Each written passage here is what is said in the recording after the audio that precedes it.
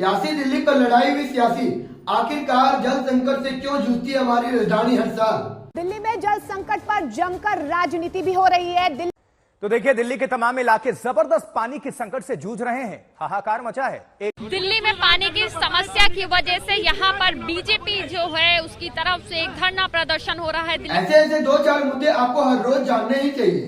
दोस्तों, हम शुरुआत करते हैं दिल्ली से। दिल्ली में पानी की बहुत बड़ी कमी हो चुकी है। दिल्ली में पानी की किल्लत से तो एक तरफ आम जनता परेशान है, लेकिन वहीं दूसरी तरफ इसे राजनीतिक बनाकर सड़क पर उतरा जा रहा है। वही भारतीय जनता पार्टी दिल्ली सरकार से अपील कर रही है और सड़क पर उतर चुकी है।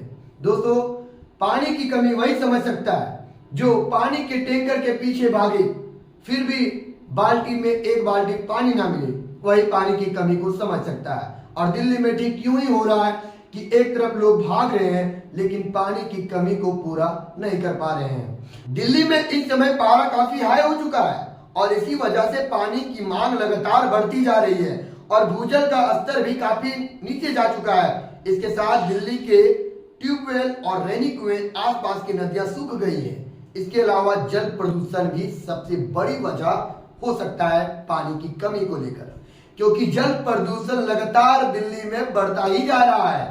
दोस्तों, नदियां, झीलें और दूसरे जल स्रोतों में बढ़ते प्रदूषण की वजह से भी उनके पीने लायक नहीं है। और दिल्ली में दूसरी तरफ पानी की कमी तो सबसे पहले यूं ही होना ही पड़ता है, क्योंकि दिल्ली के पास अपना कोई सोर्स नहीं है कि पानी की पूर्ति दिल्ली के पूरी जनता को कर सके, क्योंकि दिल्ली को अपने पड़ोसी राज्य पर निर्भर रहना पड़ता है, जैसे हरियाणा, पंजाब और उत्तर प्रदेश की गंगा नदी से पानी उपलब्ध हो पाता है, जिसके कारण दिल्ली में भी पानी की कमी बहुत भयानक रूप ले लिया है।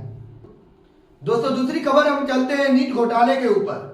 नीट घोटाला आप जान रहे कि भारत का सबसे बड़ा स्कैम है। जिस तरह 24 लाख स्टूडेंटों ने एग्जाम दिए थे और उसमें किस तरह से घोटाला किया गया, आप जरा एक लड़की जो अपना बयान दे रही है, आप उसे सुनकर दंग रह जाएंगे। मैम, मेरा तो नीट पर से विश्वास उठ चुका है। आज के बाद कल मेरा हाईकोर्ट में लिसनिंग है, मैं पॉजिटिव रिस्पांस एक्सपेक्ट करती हूँ। दोबारा मैं नीट में कभी कदम नहीं रखूंगी और नहीं चाहिए मुझे मेडिकल की सीट और नहीं जाऊंगी मैं मेडिकल एग्जामिनेशन में। जाएं और उनको 720 वाले फेक डॉक्टर्स मुबारक हो जो बाहर निकलेंगे, कल को उन्हीं की किडनी बेचेंगे और उन्हीं के मुझ पे सवाल उठाएंगे। मुबारक हो आपको, आपकी ये मेडिकल सोसाइटी जो आपने खुद चुनी अपने लिए। मैं बहुत सिंपल बैकग्राउंड से साइंस की स्टूडेंट हूँ, पढ़ना चाहती हूँ और आगे बढ़ना चाहती हूँ। मेरा इससे कोई रिलेशन नहीं है। मेरी बस इतनी डिमांड थी कि मेरी OMR शीट को चेक करें वो लोग, बाकी मुझे कुछ नहीं पता। दोस्तों, इस लड़की के बात को हमारे देश के शिक्षा मंत्री धर्मेंद्र प्रधान को हल्के में नहीं लेना चाहिए, क्योंकि धर्मेंद्र प्रधान को इस बात को गहराई से सोचना चाहिए कि जो स्कैम हुआ है, लगातार बच्चे दिन रात मेहनत करके एक दिन एक रात सोते नहीं है, लगातार पढ़ते रहते हैं। उसके बावजूद जब एग्जाम होता है और रिजल्ट आता है तो बच्चे को देखना पड़ता है कि स्कैम हो चुका है। उस पर क्या बीतता होगा। धर्मेंद्र प्रधान जी इस बात को समझ नहीं रहे हैं। धर्मेंद्र प्रधान जी लगे हुए मोदी के ऊपर, कभी मोदी के ऊपर अपना चर्चा ट्वीट में साझा करते हैं, कभी मोदी के अगेंस्ट बोलते हैं, कभी मोदी 3.0 के बात करते हैं, कभी मोदी ये, कभी मोदी वो, कभी मोदी करने से भारत का एजुकेशन सिस्टम नहीं बदलने वाला है। धर्मेंद्र प्रधान जी को इस बात को समझना होगा कि भारत का एजुकेशन सिस्टम कहां खराब है, कहां पे पेपर लीक हो रहा है, कहां पे घोटाला हो रहा है। इस बात को समझना होगा और इसका जांच पड़ताल करना होगा। CBI के द्वारा इसकी जांच करानी होगी। आप जो इस लड़की का बयान सुने, बहुत दिल दुखाने वाला है। अब बोल रही है हम कभी भी डॉक्टर में नहीं जाएंगे। इसकी मेहनत बता रही है, इसकी मेहनत झलक रही है, इनकी आंखों में झलक रही है। धर्मेंद्र प्रधान जी इस बात को गहराई से समझिए और जरा आप एजुकेशन सिस्टम को सुधारिए। हम धर्मेंद्र प्रधान जी से कहते हैं और सारे लोगों से कहते हैं कि आप इनके ट्विटर में जाके देखिए, कभी भी ये नीट के बारे में कोई बात साझा किए हैं तो हमें बताइए आगे। अरे नीट तो छोड़िए, कभी एजुकेशन के बारे में ये कभी दो शब्द रखें? बस कहने के लिए मंत्री है, लेकिन काम के लिए मोदी है। ये मोदी का काम करते हैं।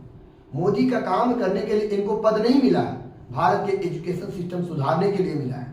भारत के 28 में 28 राज्य, कहां पे एजुकेशन सिस्टम खराब है, हर झारखंड के शिक्षा मंत्री को बताना होगा।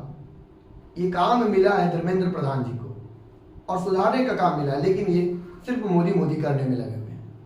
इस बात को आप भी समझिए दोस्तों। हम चलते हैं तीसरी खबर की ओर। तीसरी खबर है, आखिरकार मोदी 2019 में बहुत अच्छे से जीते और 2024 आते आते राम मंदिर भी उन्होंने बनवा दिया, लेकिन अयोध्या में क्यों हार का सामना करना पड़ा? जरा आप इन भाई से सुन लीजिए, आपको सारी बातें समझ में आ जाएगी कि अयोध्या में मोदी को हार का सामना क्यों करना पड़ा। देखिए, सबसे बड़ा कारण बीजेपी का ये है हारने का।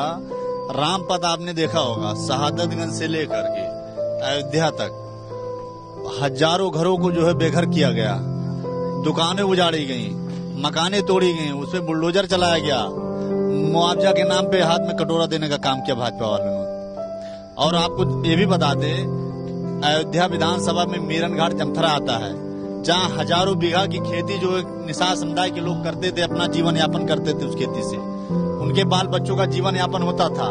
उस खेती को टेंट सिटी के नाम से कब्जा करने का काम भाजपाइयों ने किया है। अब आपको भी समझ में आ गया होगा कि राम मंदिर बनने के बावजूद भी मोदी जी को हार का सामना क्यों करना पड़ा।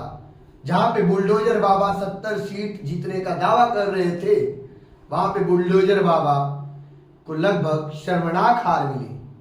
आपको इन्हीं सब बातों से समझ में आ गया होगा कि बुलडोजर बाबा समेत मोदी जी को हार का सामना क्यों करना पड़ा 2024 में।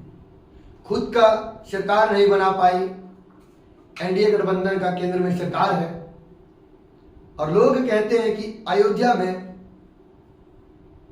हिंदू गलत कर रहे हैं, हिंदू को वोट देना चाहिए मोदी को, लेकिन वहां के हिंदुओं के साथ क्या हो रहा है, उनकी दर्द को कौन समझेगा? मोदी जी को समझना चाहिए, लेकिन मोदी जी उनके दर्द को ना समझकर राम मंदिर बनाने में लगे। एक आप मोदी भक्त को सुने होंगे, अंध भक्त है, लगता नहीं कि पढ़े लिखे, मनीष कश्यप जी कहते हैं कि अस्पताल से जरूरी मंदिर है, इसलिए राम मंदिर को बनाया गया। अस्पताल से जरूरी है। कैसे कैसे अंधभक्त लोग हैं। दोस्तों, इन तमाम मुद्दों पे आपका क्या विचार है, आप कमेंट सेक्शन में बता सकते हैं।